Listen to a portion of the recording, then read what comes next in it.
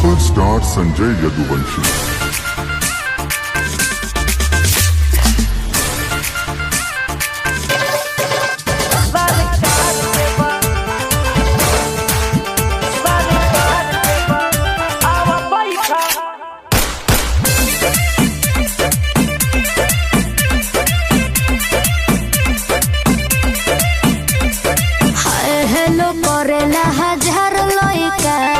पीछे पड़ा बाटे गवार लइका,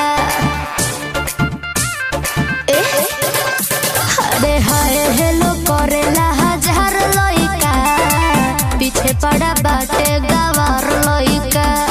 दो कोड़े के लइका मोले कोना है बाजार के बा, ना थानेदार के बा ना रंगदार के बा, आवा बैठाई गाड़ी सरकार के बा, आवा बैठाई गाड़ी सरकार के बा।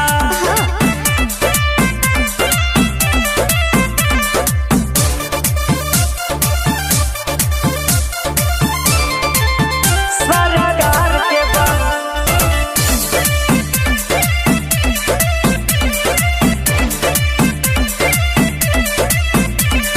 बदमाशी तू करबो तो काके बचाए, पिस्तौल दगे जब गांव में धुआं घर तक जाए, चले मुकदमा ऊपर तोहरे जेल में जीवन कट जाए।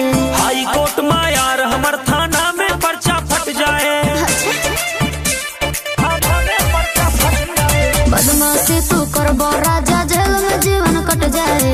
हाई कोर्ट में यार हमर थाना में पर्चा फट जाए।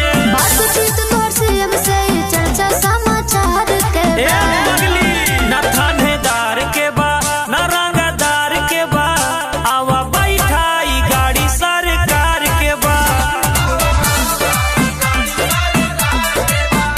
आवा बैठाई गाड़ी सरकार के बा।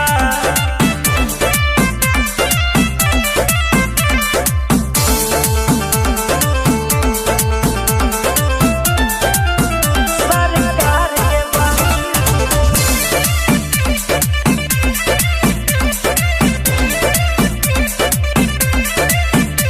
तू लेके गुंडा घूमे लो फिर कर न जान के, सरकारी में पढ़ा हम लइका किसान के, मेकअप के खर्चा सुन लो बड़ा भारी बा, लाखों के तेल पिए पगली दुई गाड़ी बा, लाखों के तेल पिए पगली दुई गाड़ी बा, मेकअप के खर्चा सुन लो बड़ा भारी बा। रे पगली बिगहा बिगहा